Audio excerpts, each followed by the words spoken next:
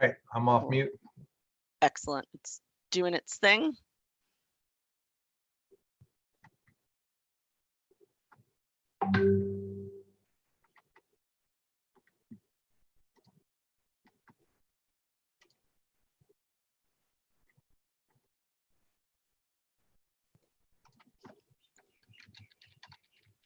Okay.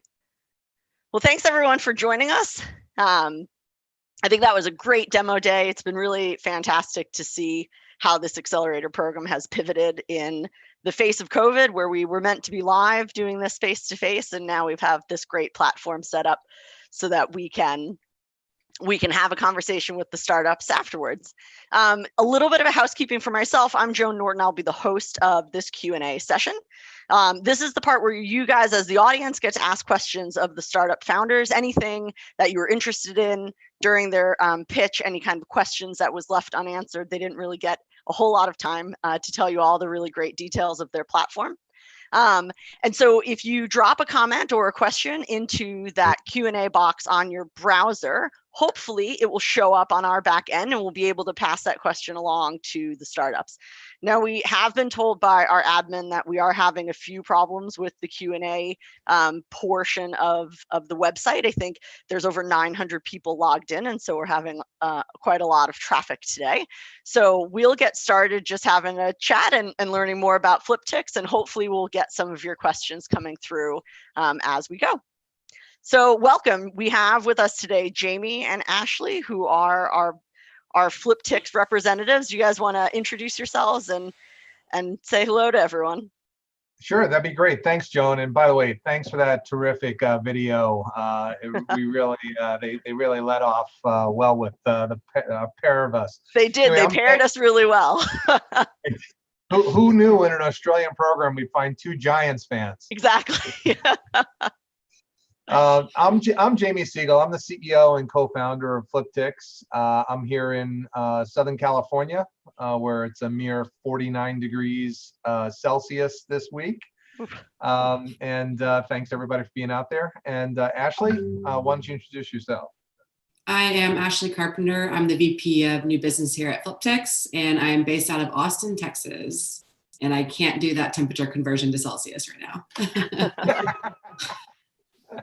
Probably much warmer than it is in Melbourne.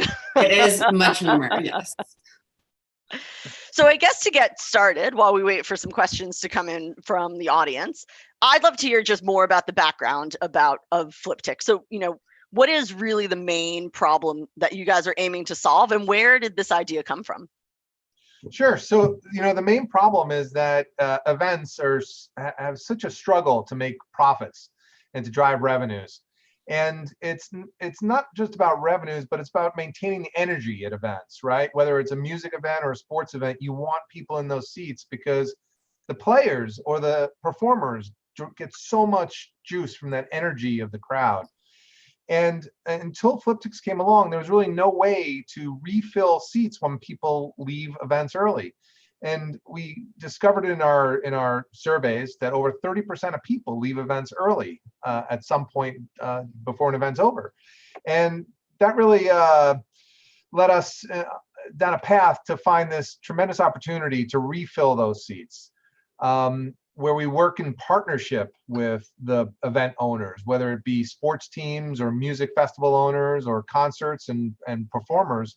And by being part of that ecosystem, as opposed to being an outsider to the ecosystem, and making sure that the people that should get the best financial benefit from those events, meaning the event owners, are actually getting those benefits. The original idea came from, believe it or not, campsites. In the US, it's really hard to get a campsite in a national park during the summer. You have to book it literally 8 a.m. a year in advance to the day, and if you're a minute too late, you're too late. Yet if you go during the summer, we couldn't get a campsite. We went to the park and we found empty campsites all over the place, but we couldn't book one. And it's because people had left early.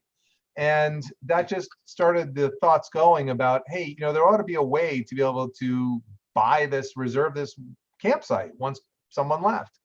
And that while it's still an opportunity for the future of Fliptix, that hasn't been our focus when we launched. So excellent. So you started your journey in live events, so music events, mostly music festivals across the US. So was sports always on the radar? Were you always planning on moving into sports after? I know you kind of both come from a music industry background. Was sports always on the radar, or is it something that's kind of developed over time? No, so sports has always been on the radar. If you just look at the sheer numbers, there's probably 1,000x the number of sports events compared to the large music events. There's lots of small music events, but not that many. I mean, there's plenty of big events, but compared to sports, there's just way more sports. But sports, the events are typically shorter than multi-day music festivals. So when we're launching, we thought it was a better market for us to launch and prove our concept that there is demand in a market where we knew that there'd be fatigue. In sports, there's still people that the same 30% of people leave early, but it's a smaller crowd. It's a shorter window. It's more opportunistic. You need to be in the area to be able to buy that digital ticket to be able to get there. Whereas for a multi-day event, whether it be for cricket, multi-day cricket, or for a music festival, you could literally be on the other side of the country and buy a flip seat for the next day and get there to see it. So we just made the call that when we're trying to prove the concept that music festivals were a really great way to do it. And it helps that, I'm on the board of the Rock and Roll Hall of Fame. So I have my music is near and dear to my heart. And 30 years ago, I worked at Madison Square Garden, which is kind of the best concert venue on the planet. I would agree. Yeah. So then what led you to Australia? Was it the opportunity to participate in this program? And I mean, Startup Bootcamp has global connections everywhere, or was it something about the Aussie sporting culture that really drew you to come down here? Or not come down here as it was, but hopefully we'll get you down here eventually. It was a little bit of both. When you're running a startup company, you're always looking for opportunities. And we had a natural growth path. So we actually filed our first international patent 2 years ago, was filed in Australia, because I knew right from the get-go that Australia was on our roadmap. So we knew that was going to happen. And then Startup Bootcamp came along and we thought, wow, that's a great opportunity. COVID hit, music festival stopped. So it became an even greater opportunity because I think Australia is going to be opening up way before the United States is in any massive way. And, I've traveled, I think I'm close to 100 countries that I've traveled to so far. And I have to say that as a group, as a nationality, Australians are some of the most fun people to hang out with. And that whole, whether it be for music or for sports, the whole attitude towards having fun and enjoying events really resonated with me. So I knew Australia was going to be a great place for us. Yeah. And so where do you think what do you think the first sports that you'll really look to move into? I know we've had conversations about, being across the street from the Garden at a bar. There's 10 minutes left in the game and you run across the street and you get in to see that amazing finish. But what have you really learned about the Australian sporting landscape since you've been in the program? And where do you think will be the first place you try to crack into? Yeah, so, the first sport, we've had a lot of discussions with a lot of different sports. And I think the first sport that will open up will be dependent on when the world opens up. So whatever that sport league that's kicking off with crowds, that's going to be the sport that we're going to wind up launching with. It could be cricket, could be AFL, could be rugby.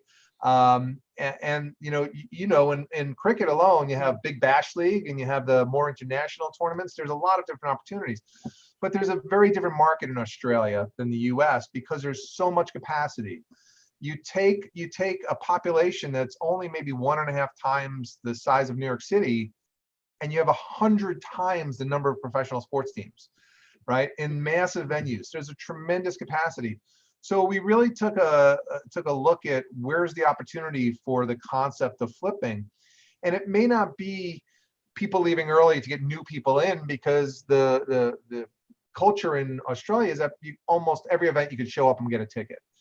But a couple of things that you can't do in Australia right now, or that isn't common. Number one is upgrading into great sections, right? Everything we do is digital. It goes right to the phone, and we're able to interact with people when they're live at the event. So we create the opportunity for upgrades on the spot. Upgrades are amazing. We spoke with the folks at Carlton, And they had an upgrade program about a year or so ago where they upgraded everybody that was a member.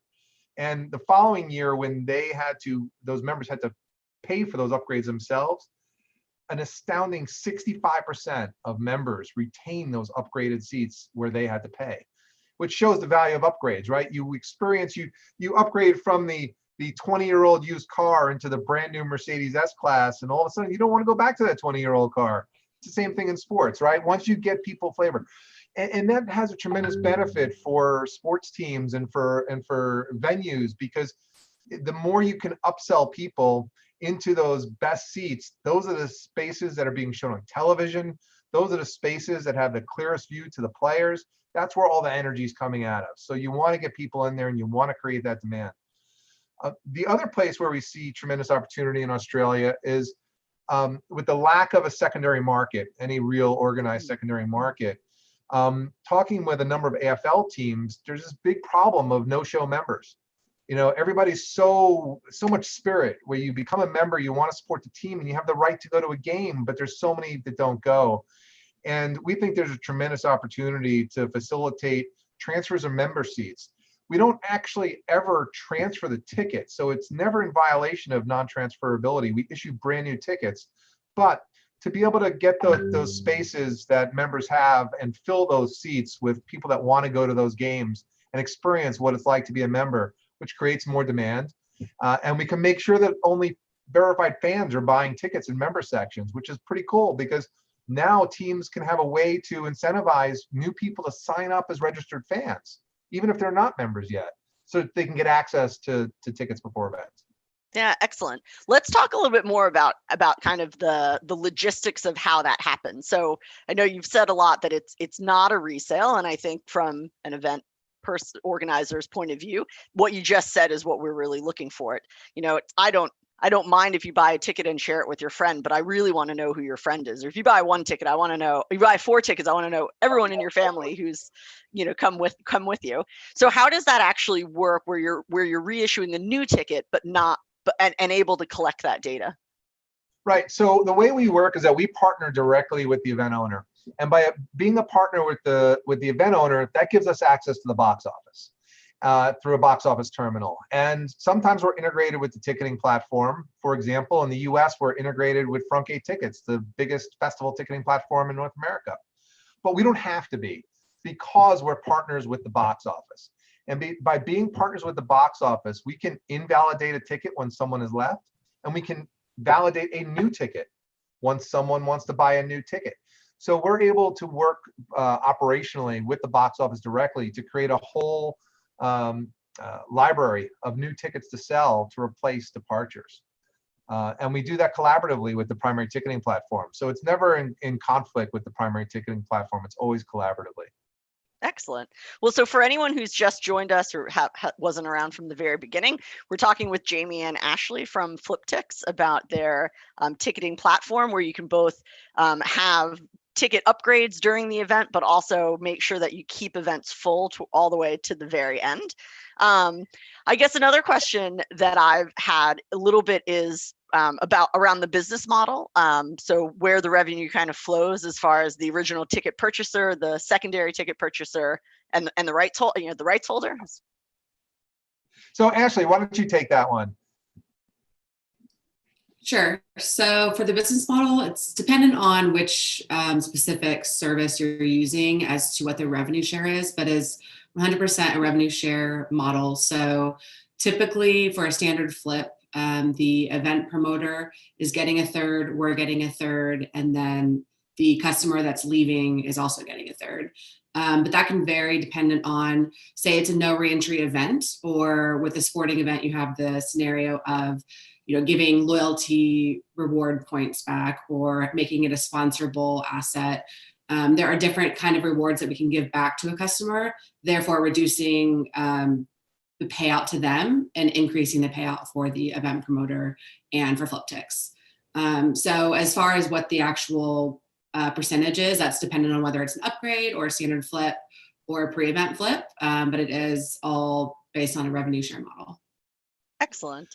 And then what kind of data are you collecting from the people who purchase the tickets, or how do you manage that? I mean, obviously you've mentioned it's one of the huge things that event holders are looking for, to have better access, better understanding who's at their event, who might they invite back next year.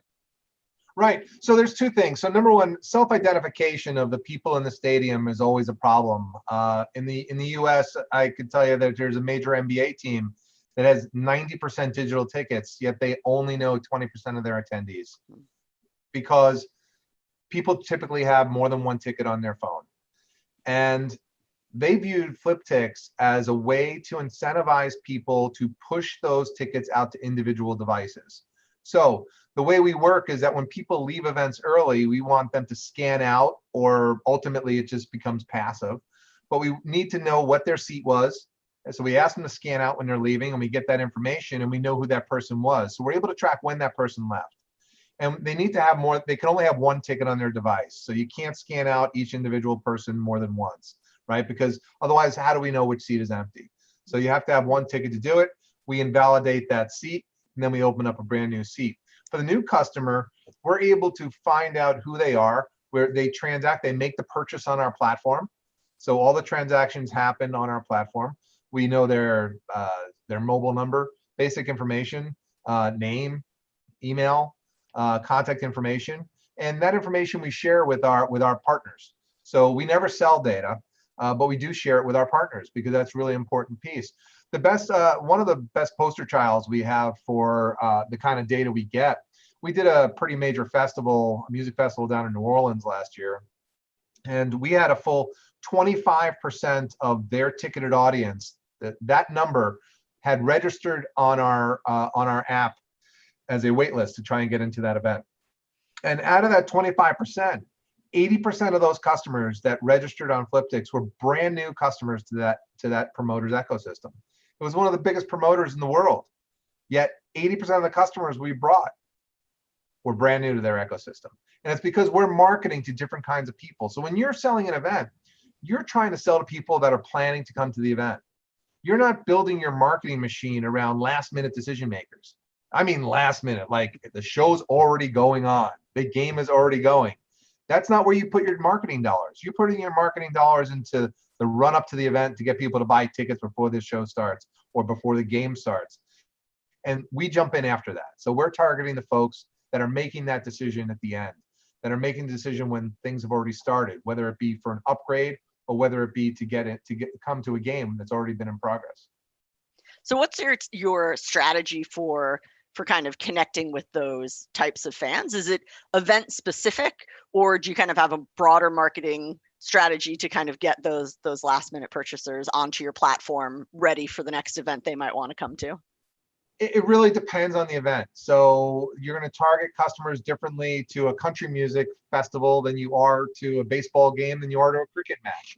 They're different kinds. It's about understanding the people that are the fans of the sport that are interested in coming. We do all of our marketing through social channels. We generally require that our partners give a shout out that we're an official partner, because trust in ticketing is critical for consumers. There's so much fraud out there. I think there's way more in the US than Australia, but I'm sure there's still plenty of fraud in Australia on tickets. And that trusted ecosystem is really critical. But we've done a really good job at targeting customers. In fact, last year for music festivals, we were averaging several 100,000 impressions for every single event, and almost 80,000 or so unique visitors for every single event we did on average.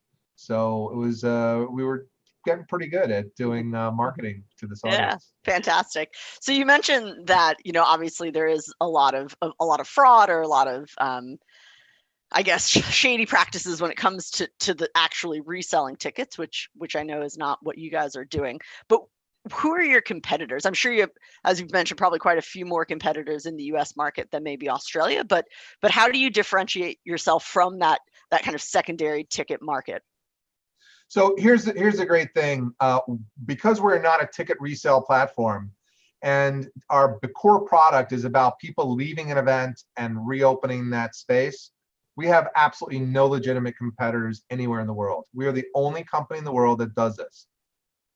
Now we can offer the pre-event services to allow a member flip, or to be able to do a pre-event flip that we did with the Buku Festival in New Orleans earlier this year.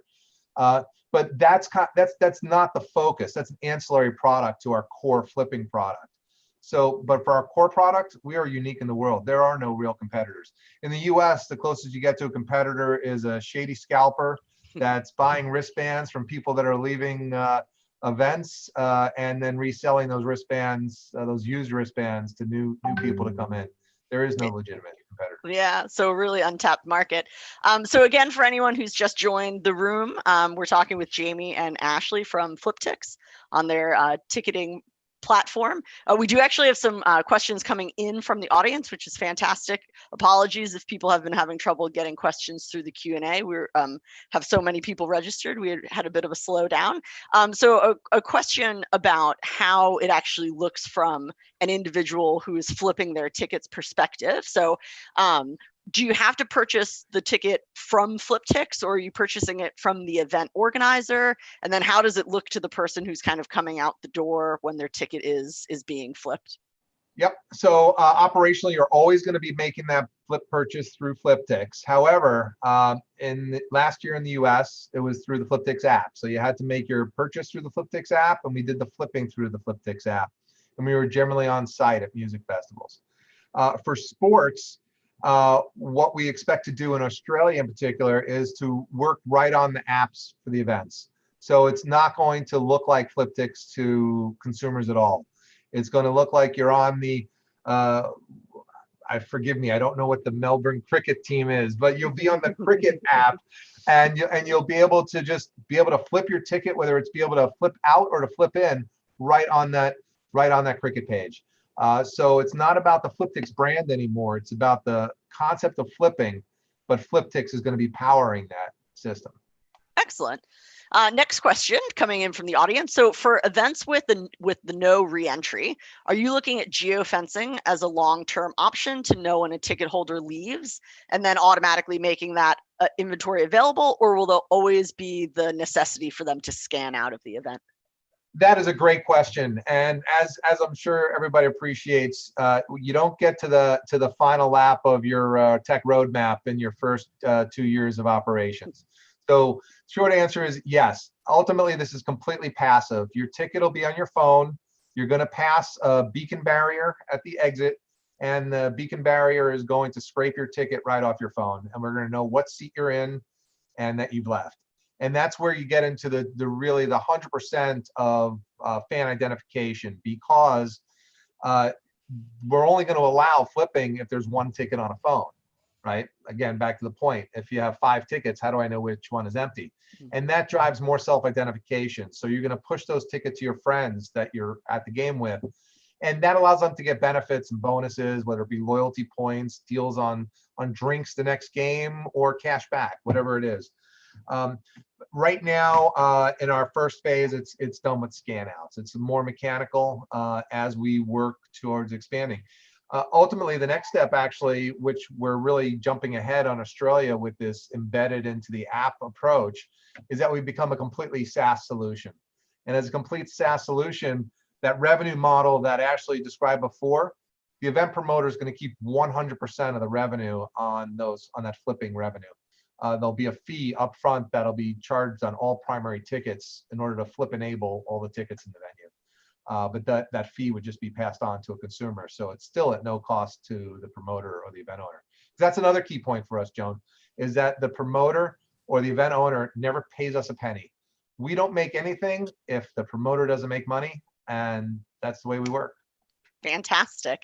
Something else I wanted to ask about, do you have any information or from the music festivals that you've worked on, for what kind of uplift of other types of purchases that event owners might see? So I guess one thing that intrigues me about it, or maybe from a personal experience of I leave an event early because I'm a bit tired and I'm done having my food and my drink and I'm ready to go home. So what are kind of the secondary or flow-on effects of having these fresh legs come in, for the second half? Well, that's a great question. And the revenue we bring for promoters and for event owners is not just on the revenue share on the flips, but it's those ancillary sales. It's the food, beverage, and merchandise. And it's not just the food, beverage, and merchandise at the event. It's the follow-on merchandise sales from this fan that you've now converted from a casual fan to a core fan by attending in a great seat, right? So we model out actually for, I guess for music, but let me give you for music festivals, because that's where we have a lot of our experience, is that for every 1% of flipping, we wind up driving a 4% impact on numbers. Because, and that breaks out quite simply, once the event starts, your costs are fixed. So a 1% flip rate directly drives a 1% reduction in cost per attendee, right? But then that 1% flip rate also drives a 3% increase in profitability. And that's a mix of the revenue share from the flip as well as the bump up from the ancillary sales. Based on what we've seen in articles we've read, there was actually a professor, I think in France, that did a study on consumption at events and showed that when people show up late, they actually spend more money than people that have been there in the beginning. And under the Fliptix model, because we're dynamically pricing, right? You're coming to the middle of the game, you're likely going to be paying about middle of price for what the whole event is. That gives you more money in your pocket to spend more money at the event, to now buy more merchandise or buy more concessions. And that's what we've seen, and that's what our customers are telling us, is that they're seeing that lift. Yeah, absolutely. And so tell me more about the concept of pre-flipping. So I think we, in the sports industry, we have a lot of concern of what life will be like when fans start to come back to stadiums en masse. And, there may be that you've a hesitancy to purchase a ticket to an event because maybe it's going to be canceled, or maybe I'm not going to feel well, or maybe we're going to have a third or fourth wave and I won't feel comfortable going. So how does the pre-flipping work? So the pre-flipping is in effect a secondary market that is controlled by the event owner. So instead of having a secondary market that is driven by brokers that are trying to maximize profits outside of the ecosystem, the pre-flipping event is more about consumer experience. It's about providing a place for consumers, whether you be members of AFL teams or fans for cricket or going to a music event, to know that you could post up your ticket. We're going to match you up with someone that wants to buy that ticket. We and the event owner are only going to take a very small slice of that pie, only for a very small fee. We're not trying to drive tremendous revenues on that particular market. And we're going to cancel that original ticket and we're going to issue a brand new ticket. So there's never a transfer of that original ticket. It's creating a brand new ticket to issue to that new person. And now what you've done is that you've taken out the incentive for secondary markets in turn where it's really about the platform that's making a lot of money, right? It's the commission on buying your ticket for way less than you paid for it and selling it for way more than someone else could have bought it for. It's that, that spread is where brokers in the secondary market now make a lot of money. Our model is to really just, it's basically a break-even model to make it a great consumer experience. And if they pre-flip with us, that ticket's registered to flip during the event automatically. Yeah, absolutely. And so is it a similar way when you work with upgrades of how are you communicating with people what upgrades are available? Is it multiple rounds throughout is it just, I guess, is it just at the beginning these seats are open, or as new inventory comes up, are push notifications going out to everyone in the stadium as well as everyone at the bar down the street? Exactly. This is meant to be a live system. So as seats open up during the course of the event, we send out push notifications to registered fans to know, and people at the event, you can push it out to everybody in the stadium that upgrades are available, and they can make that purchase right on their phone without ever having to go to the box office. I know that in Australia, there's some events. I think the Grand Prix has upgrades right now, but you have to go to the box office to go get that upgrade. It means you have to walk from wherever you are, get to the box office, go outside, stand in line, do the transaction, and we make that all digital. So you could be literally standing right in front of the grandstand and buy that upgrade and walk right in.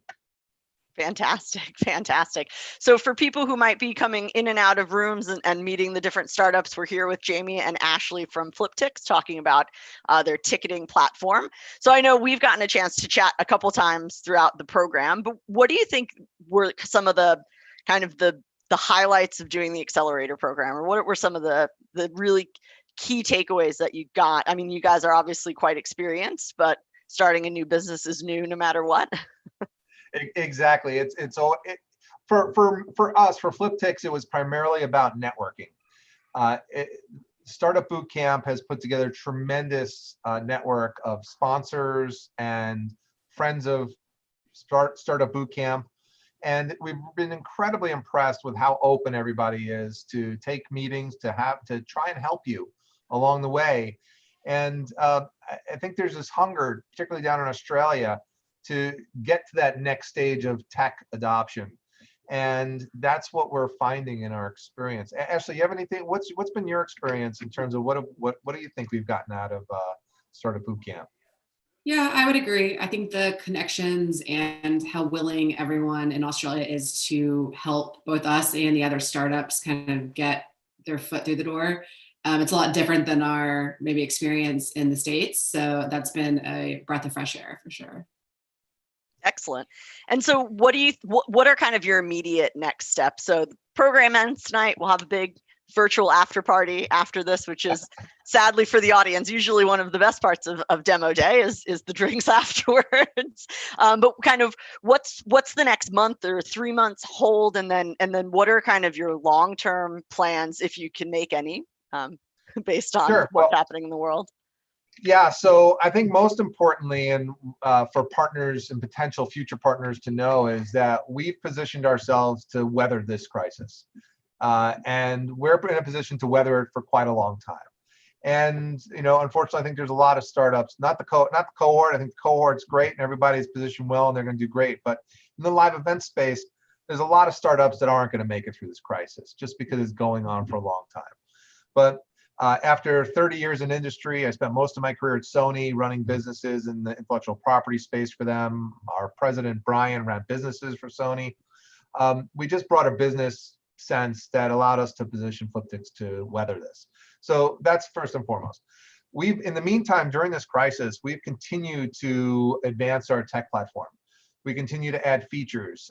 We now, over the course of this crisis, we are now able to support any assigned seat event, regardless of what it is, which is very different because music festivals are generally general admission. But now we're able to support assigned seats, which for sports is pretty critical, right? Everybody has assigned seats. So that's been very important. And really what we're really looking for in the next few months is continue to build those relationships that are so important to make doing business that much easier. We're new, we're truly new. And when you have something that's new, you have to educate and you have to sensitize. And it's not, nobody's really thought about this before Fliptix came along. How do we fill a seat that's been vacated? Why do we want to fill it? Do we even realize this opportunity that we're missing out on? Probably not, because you had no way to capture it before. But now we're making it very clear as to what this opportunity is and why it costs events nothing to roll out flipping. And it's only upside. It's literally 100% upside for events. There's zero cost. And even if you flipped 100 tickets in MCG with 100,000 people, you know what? That's 100 more tickets that you didn't sell before. And that's how we're going to change consumer behavior and drive more business. So really, I hope that we're going to be ready to jump on those opportunities once the market opens up in Australia fully. Yeah, fantastic. And so for those of you who are in the room, unfortunately, we have had a little bit of an issue with our question and answer. So apologies if your questions haven't been able to come through, but there are links on the site where you can contact Jamie and Ashley to ask them any questions. There's always contacts at Startup Bootcamp that would be happy to direct you into the right direction, and their website is connected on there as well. One question about that kind of education piece. You said, it's not something that anyone else is really doing in the market. What's the onboarding procedure like for people in the event holding, the event holder office? So are you taking all of ticketing completely out of your hands? Is it, how much kind of, not paperwork, but how much digital work would, say, our kind of ticketing agents and our ticketing team need to add to their list in order to make Fliptix work for us? Ashley, that's right. That's right up your alley. Ashley, why don't you talk about the onboarding process?